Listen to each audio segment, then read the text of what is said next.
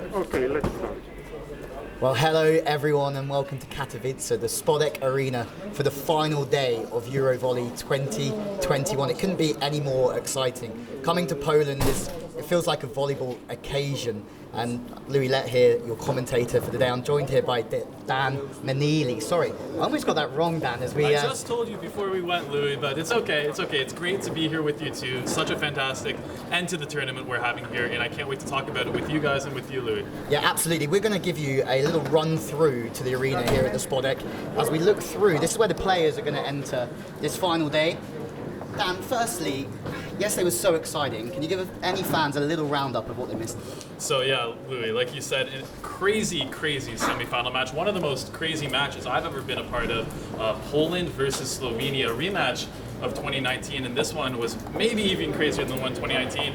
We had a third set that went almost an hour long, 20 challenges over the course of the match, and once again, Slovenia getting better of Poland and making it to the finals. Yeah, that's 3 in a row that Slovenia have knocked Poland out of Eurovolley. So it wasn't big news, but it was a big surprise because 11,000 Poland's fans cheering against you, Slovenia really did come good. But let's talk about Italy as well, Dan, because Italy have come here with 6 of the squad that played in Tokyo. They're a young team, but they're absolutely flying.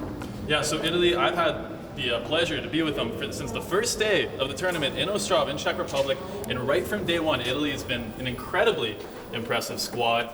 Like you said, a little different than the Italy team we're used to. No Zaitsev, no Wantarina, staples of the national team program for the last 5 years.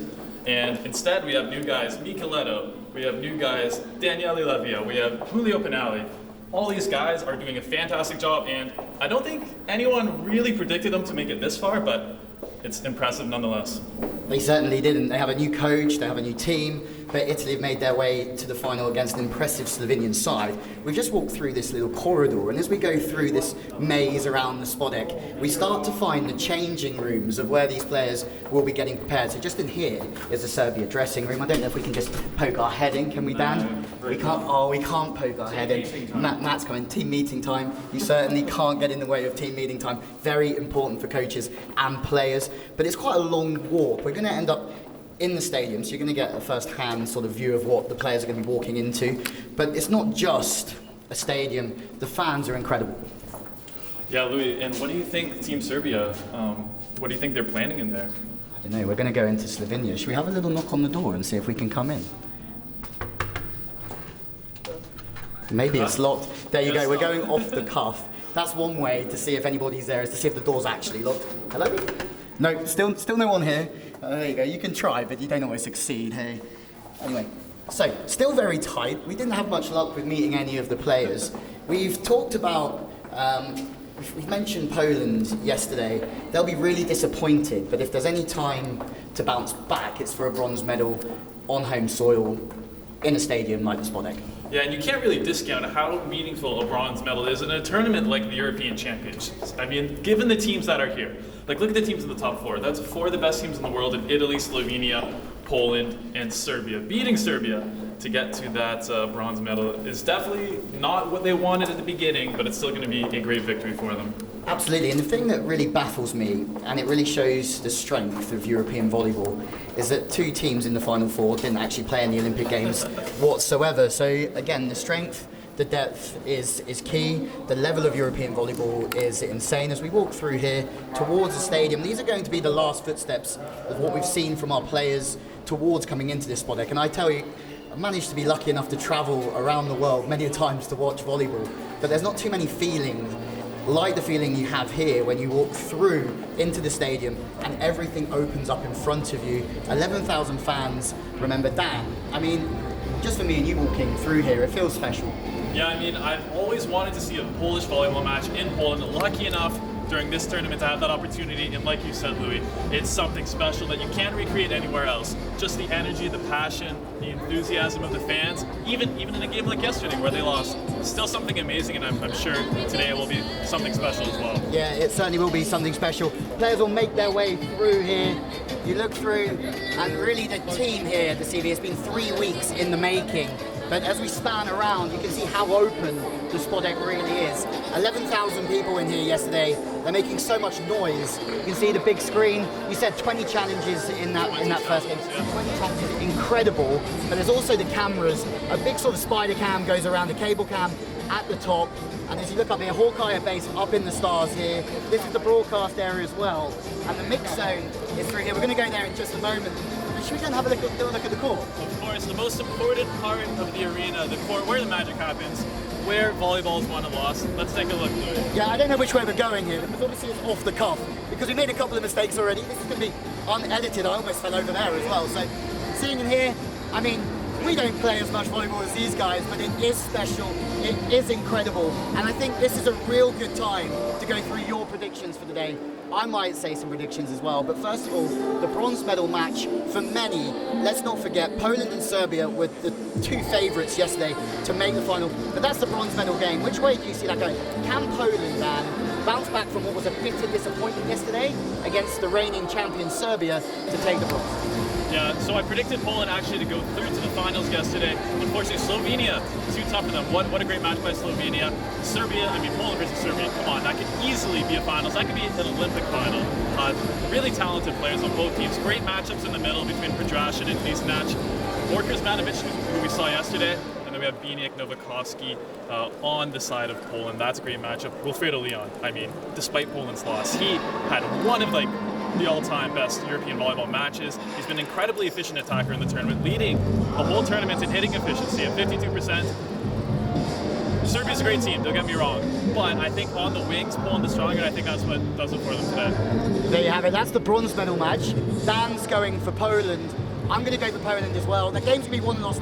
In the middle, you said Chris Manovic came off the bench and did a good job yesterday for Serbia. Also in Poland, we've spoken about the middles, Wilfredo Leon, Bartosz Kurik, they'll be looking to bounce back. And then also the final is going to be one for the ages, I think, the young Italian team, as they change their side towards the future, towards Paris. Do you think Italy, the youngsters coming in, can go gold and beat Slovenia? Well, so Italy, the team, you know, there's been knocks against them because they're young. Maybe they're inexperienced. A lot of these players haven't played at a level, like in a tournament, in a final like this, but I've watched them the whole tournament, and one thing you realize is that these guys are very poised for their age. They're very under control the whole time. Nicoletto, I mean, U21, or U19, sorry, he's not even U21 yet, MVP. Simone Ginelli, of course, has been at the highest level since a young age, and, you know, Italy beat Slovenia 3-0 in Ostrava, and I have to say, they won that game by being under control, by taking care of their touches, by attacking efficiently, playing smart, and I think they can replicate that in the final today, so I'm thinking Italy. Well, they're just coming out. Serbia to start with, maybe a few smiles on the way out from the boys as they get ready to start their warm-up. We're sort of 45 minutes away from the start of the bronze medal match. We previewed that. Dan thinks that's going to go Poland's way. I think it's going to be a very close one. We have a look at Italy.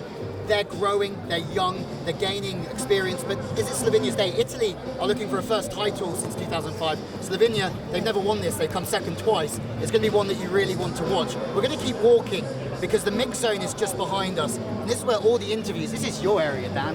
This is where you've been up to trouble the whole time, asking questions of the world's best. And this is where you're going to get a lot of reaction.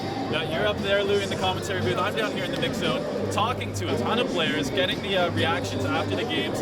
And I mean, it's amazing. These guys are all so well spoken and so competitive. I think that's the one thing that stands out to me, is how desperately at the European Championships they want to win. I mean, after the Olympics, these guys still have so much competitive juice left in them, and I think it's going to be an emotional night no matter what happens today. We're surrounded by absolute legends as well of the game everywhere. Euro Volley, it's the final day. It's sad. It's been a long competition, a competitive one. It's been a really fierce one. The finals are going to be to remember. Italy, the youngsters, up against Slovenia, who are looking for their first title. The bronze medal match is about to get underway. You know where to catch it. You can see everything online. Well, Dan, it's been a pleasure to have a little walk around here with you, and thanks for your expertise. Thanks, Leon. I have one more question before we leave here. MVP pick for tonight? That's a great question. I need to have a think about it, because Micheletto, you spoke about Micheletto before. That performance last night was incredible. There was a maturity beyond the 19-year-old. You say off the court, he's a little bit funny, but last night he was very serious. He was superb. I'm going to go Micheletto for tonight because he's their top scorer. He's replacing Juan. He's also sort of scoring a lot of points through that left side, the left-handed left side. That's my MVP so far. Can he do it on the biggest occasion? I think we have to wait and see. Guys, you know where to catch us. It's been great to have a little walk around. I hope you've enjoyed it. We've got lost. We made a couple of errors. We've showed you the stadium, one of the best stadiums in the world for volleyball in our opinions. But from Dan and myself, enjoy Eurovolley, and you've got to tune in. Listen to me, unfortunately for you, and listen to Dan do all the interviews as well. See you guys.